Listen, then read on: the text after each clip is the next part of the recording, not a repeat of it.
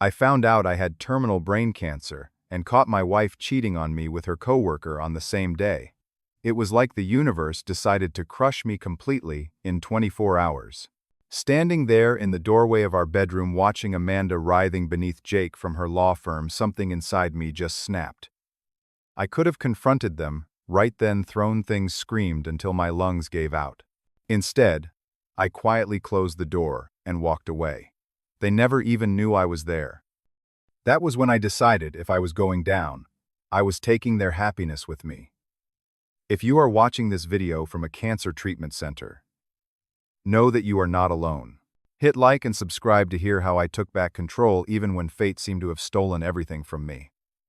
Amanda and I had been married for 8 years. We met during law school, though I eventually switched to finance while she continued with law.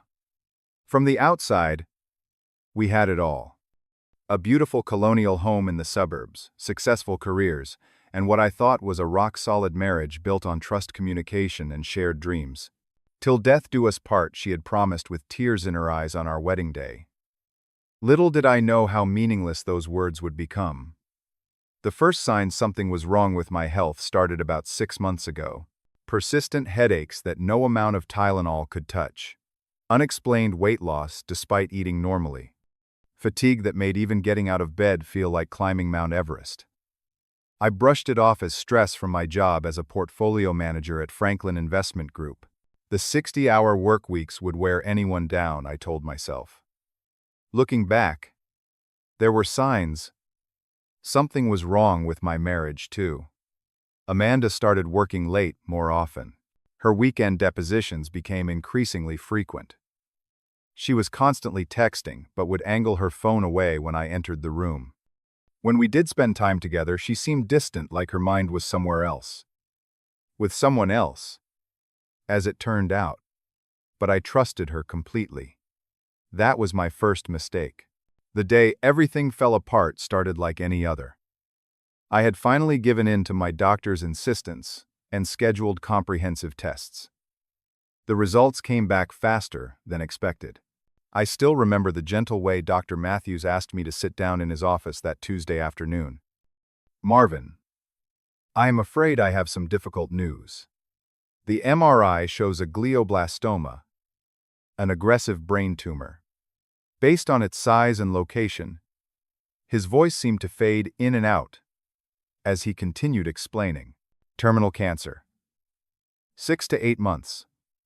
Treatment options to extend comfort, not life." I drove home in a daze.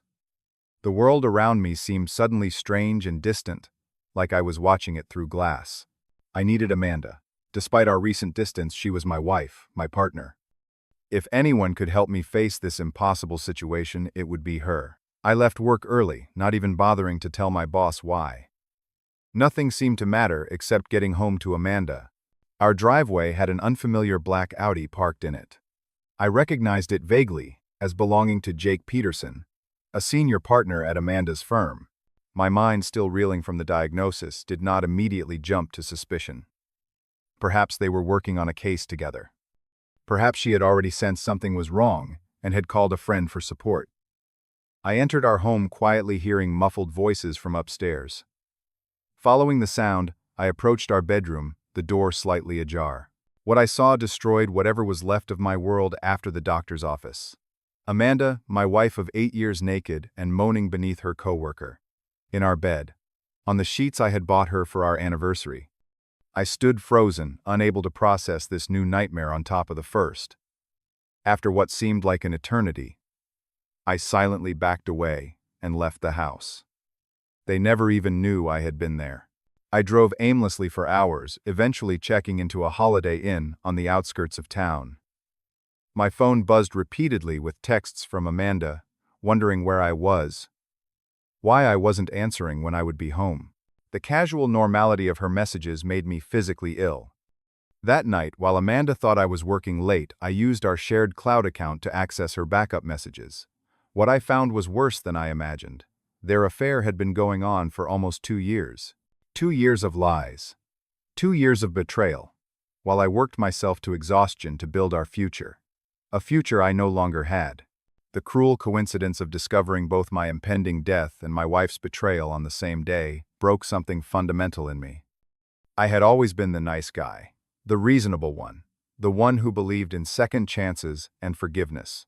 Not anymore. I made a decision that night, in that sterile hotel room. Amanda would never know about my diagnosis, and I would use whatever time I had left to make sure she lost everything, just as I had. The next morning, I called in sick to work and began putting my plan into motion. First, I needed evidence.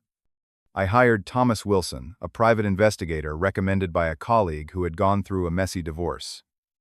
I paid him a premium for expedited service, explaining that time was of particular importance, though not why. Get me everything. Photos, videos, text messages, hotel receipts. I want irrefutable evidence of their affair, I told him. Next, I contacted Sarah Wilson, one of the top divorce attorneys in the state. Her reputation for ruthlessness was exactly what I needed. During our consultation, I laid everything out except my diagnosis. That was my secret weapon, my insurance against sympathy. I want to destroy her financially and professionally, I explained calmly. Money is no object. Sarah raised an eyebrow, but nodded. We can work with that. First, we need to secure your assets. Under her guidance, I began methodically separating our finances. I moved my portion of our joint savings to private accounts she helped me establish. I documented all our assets and began transferring what I legally could to protect them from the upcoming divorce proceedings. To keep Amanda from becoming suspicious, I told her I needed to go on an extended business trip to our West Coast office. In reality, I checked into an apartment complex across town with a month-to-month lease and began my cancer treatments in secret. The irony of receiving chemotherapy while plotting revenge was not lost on me, but it gave me purpose beyond my diagnosis. Within 2 weeks, Thomas had compiled an extensive dossier on Amanda and Jake's affair. The evidence was sickening in its detail. Hundreds of explicit texts, photos of them entering hotels together, expense reports showing how they had used company resources to fund their rendezvous, billing their romantic dinners as client meetings. He had even obtained security footage from their office building, showing them in compromising positions in Jake's private office after hours. My next move was approaching Lisa, Jake's wife of 12 years. She was a kindergarten teacher with a kind face that showed immediate concern when I asked to meet her for coffee. I had debated this step knowing it would set everything in motion, but there was no turning back now. I am sorry to be the one to tell you this, I said, sliding a sealed envelope across the table to her. But I thought you deserved to know. Lisa's hands shook as she reviewed the contents. Tears welled in her eyes, but there was something else there too. Recognition. She had suspected. How long have you known? She asked quietly. 3 weeks. But it has been going on for 2 years. She nodded slowly. I have felt something was wrong for a long time. Jake has been distant, making excuses. I found lipstick once that wasn't mine. But he convinced me it was from his secretary, hugging him congratulations on winning a case. She looked up, her expression hardening. What are you planning to do? Everything legally possible to make them face consequences, I replied honestly. I am filing for divorce and I will be notifying their firm about the misuse of company resources. I wanted to give you the chance to decide your own path forward before things get public. Lisa straightened her shoulders. Thank you for that courtesy. I will be filing for divorce immediately as well. We have 2 children to consider, but they deserve better than a father who lives a double life. That night, Jake called me in a panic. I recorded every word, as he begged me not to tell their bosses, offering money, apologies, even tears. His desperation was pathetic. Jake, I said calmly, when he finally ran out of words, nothing you can say will change what happens next. You both made your choices for 2 years. Now you get to live with the consequences. I hung up and listened to 6 increasingly frantic voicemails from Amanda, who had clearly just heard from Jake. Her fear was palpable. Good, it was only the beginning. The next phase involved their workplace. With Sarah's guidance, I scheduled meetings with the managing partners of their law firm, Hadley, Jackson & Pierce. Amanda and Jake had both used company resources to facilitate their affair, including billing their trysts as business expenses and using company time for their liaisons. The senior partners were livid, particularly because the firm handled several high-profile clients who valued discretion and moral character. Jake, as the more senior attorney, was fired immediately. Amanda was suspended pending investigation. Her partnership track derailed completely. I ensured copies of the evidence carefully edited to remove the most explicit content, while retaining the proof of misconduct found its way to key colleagues, family members, and our social circle. Not out of cruelty, but to prevent them from controlling the narrative. They would not paint me as the villain in this story. Finally, after 3 weeks of methodical execution, I agreed to meet Amanda at a neutral location, a coffee shop downtown. She looked terrible, her designer clothes hanging loosely on her frame, dark circles under her eyes. For a brief moment, I felt a twinge of the love I once had for her. Then I remembered the 2 years of lies, and my resolve hardened. "Marvin, please," she began before I had even sat down. "We need to talk. Things have gotten completely out of control. Jake has been fired.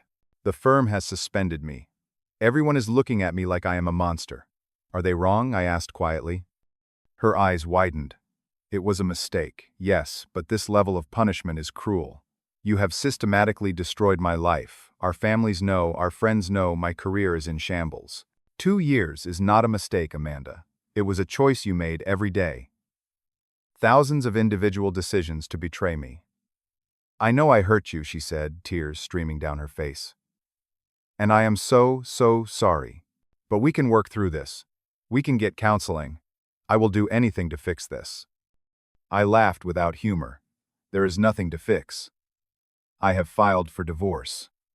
Sarah Wilson is my attorney, and I suggest you find representation quickly."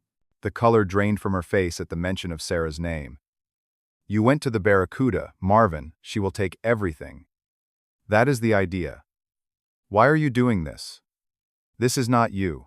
You have always been kind, reasonable. We can work this out. Please, Marvin. 8 years has to count for something." I leaned forward, meeting her eyes directly. "It counted for nothing when you were sleeping with Jake. And now, it counts for nothing to me. I may have lost everything, but I will not go quietly. I will not be the pathetic husband who begs his cheating wife to reconsider. I will not be your safety net while you explore other options. I would rather lose it all on my terms than keep any part of this sham marriage."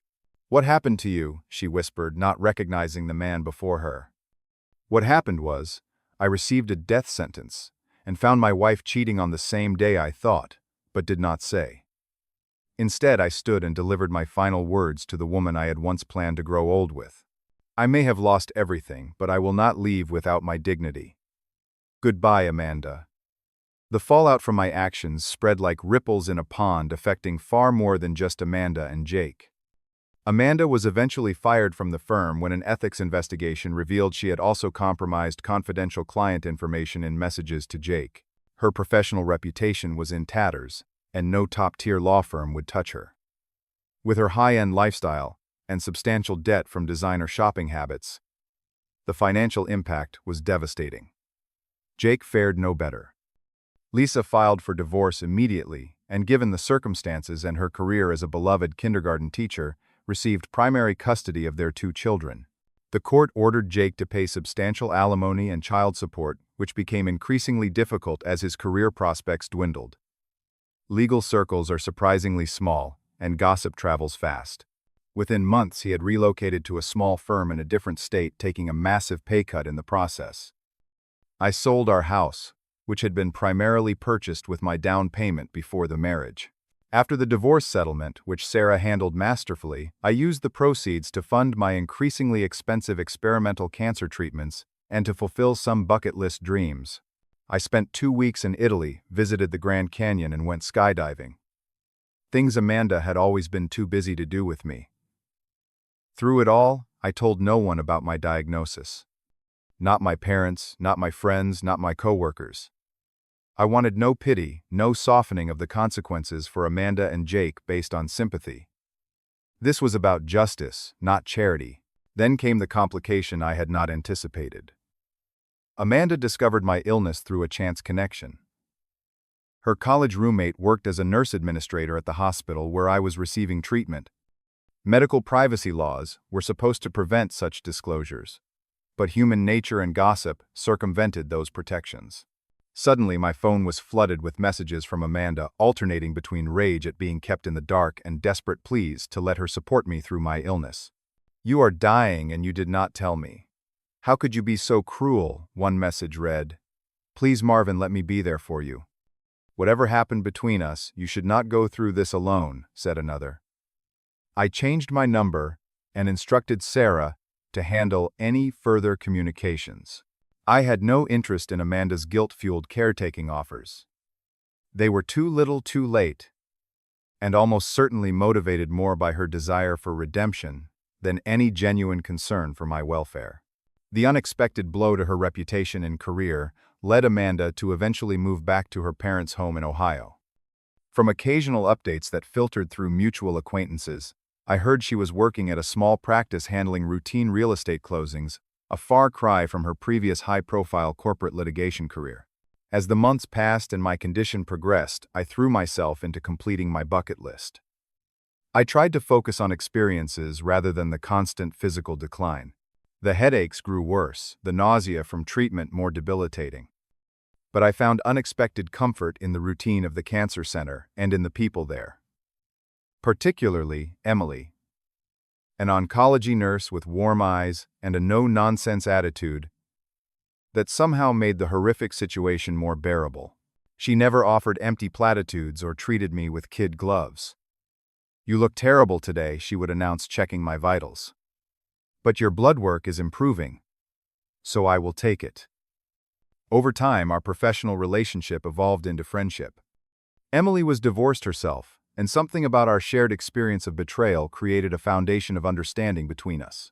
She became my confidant, the one person who knew both about my illness and the full story of my revenge. "Do you regret any of it?" she asked me one day after a particularly difficult treatment session. "Honestly, no," I replied. "Maybe that makes me a terrible person, but they deserved consequences for their choices." Emily considered this, adjusting my IV. "I do not think it makes you terrible, just human. Wanting justice when you have been wronged is natural. Though I do wonder if carrying all that anger is adding to your burden." Her words stayed with me, especially when I received a handwritten letter from Amanda a week later. Unlike her previous messages, this one contained no demands or accusations. Just a raw account of her regret, her acknowledgement of the pain she had caused, and her wish that things had been different. "I do not expect forgiveness," she wrote. "I do not even expect you to read this. But I need you to know that I understand now what I threw away, and I will live with that regret for the rest of my life." I folded the letter and put it away, unable to process the complex emotions it stirred. Then came the day that changed everything again. During a routine scan, my oncologist noticed something unexpected. "The experimental treatment is showing remarkable results." "Marvin, doctor," Williams said, pointing to the comparison scans. "The tumor has reduced by nearly 30%.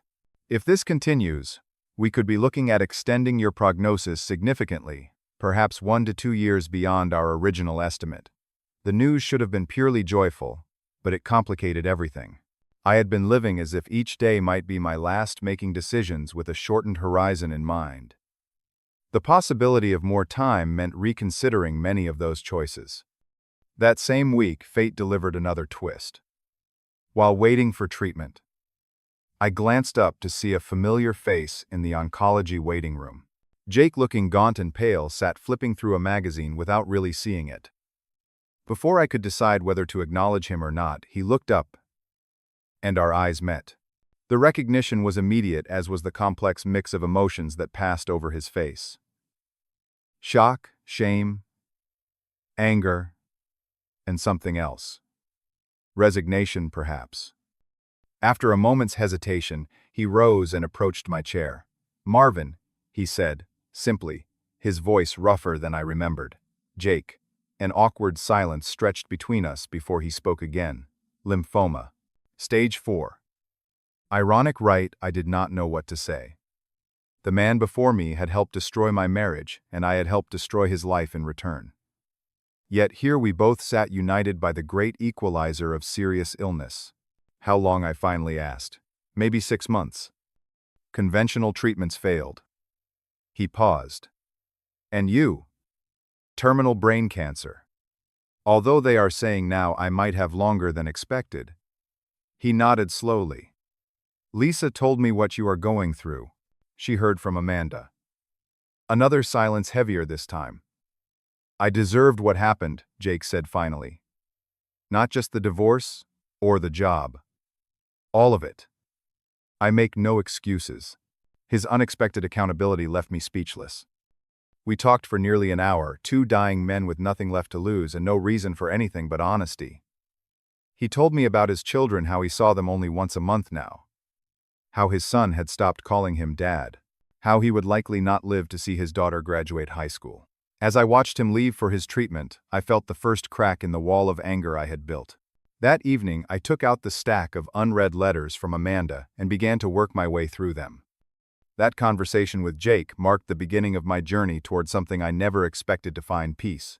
The experimental treatment continued to show promising results, eventually extending my prognosis to 3 years rather than the initial 6 to 8 months. It was not a cure, the doctors cautioned, but it was significant additional time. I found myself wondering what to do with this unexpected gift. More revenge seemed pointless. More bucket list adventures felt hollow without someone to share them with. The anger that had fueled me for months had burned down to embers, leaving a strange emptiness in its wake. Emily noticed the change in me during our sessions. You seem different, she observed, less tense. I am trying to figure out what comes after anger, I admitted. I spent so long planning what I would do before I died that I never considered what I would do if I lived longer. That sounds like a good problem to have, she said with a gentle smile. She was right, of course. And slowly I began to rebuild. Not the life I had before, which was gone forever, but something new and unexpected.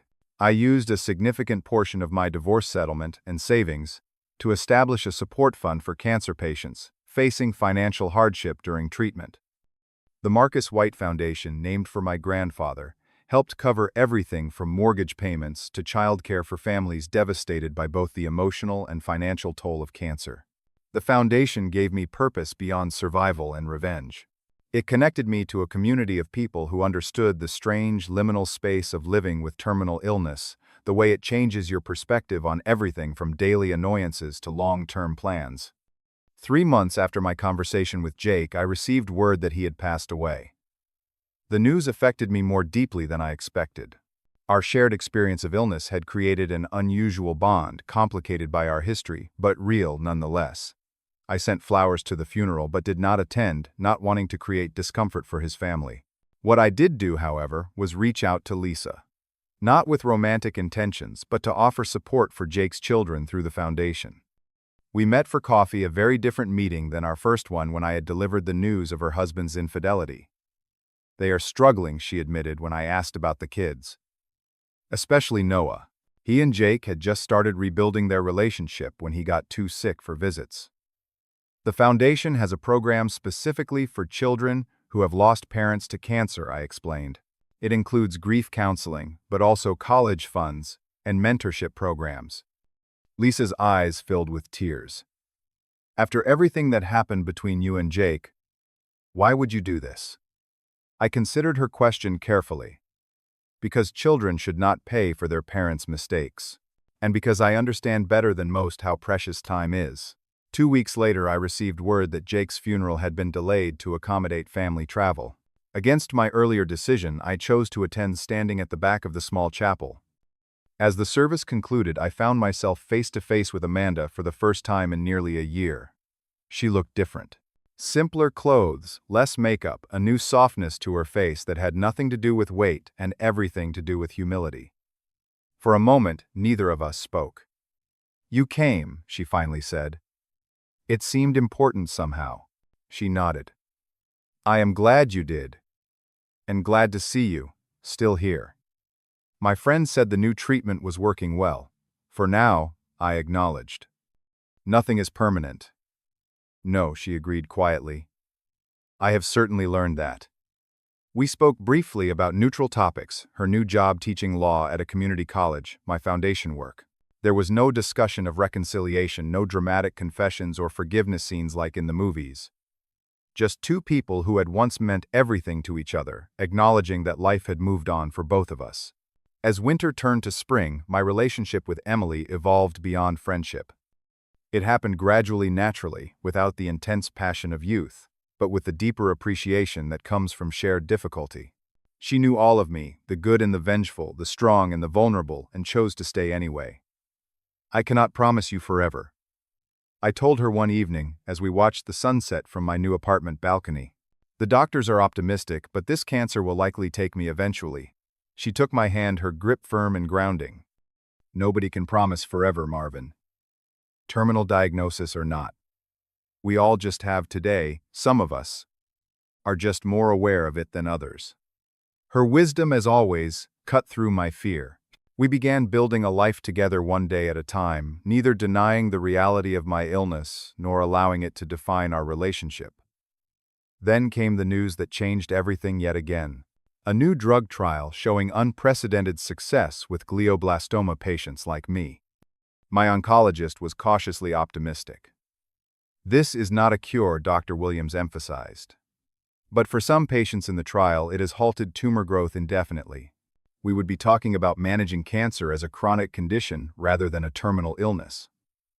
Hope is a dangerous thing when you have trained yourself to live without it. But I allowed myself to feel it just a little. As I reflect on the journey from that devastating day of dual betrayals, I cannot say I regret the actions I took. Amanda and Jake made their choices for 2 years, and choices have consequences. What I do regret is the time and energy spent feeding my anger when life was already so short. I have learned that no amount of revenge can heal the wound of betrayal. It can only create more pain in the world. I have learned that terminal illness strips away pretense and forces honesty, both with others and with yourself. Most importantly, I have learned that the quality of our lives is not measured in years, but in moments of connection, purpose, and growth. Emily and I are taking things one scan at a time. The foundation is thriving now, helping dozens of families navigate the financial devastation that often accompanies cancer treatment. I still have headaches, still face uncertainty with each doctor's appointment. But I also have peace that eluded me even before my diagnosis. What is your story of finding purpose after betrayal or devastation? Have you ever had to rebuild your life from scratch? Comment below and share your experience. If this story resonated with you, please like, subscribe, and share it with someone who might need to hear that there is life after both betrayal and devastating diagnoses. Thank you for listening to my journey. And remember, we cannot control how much time we have, only how we choose to spend it.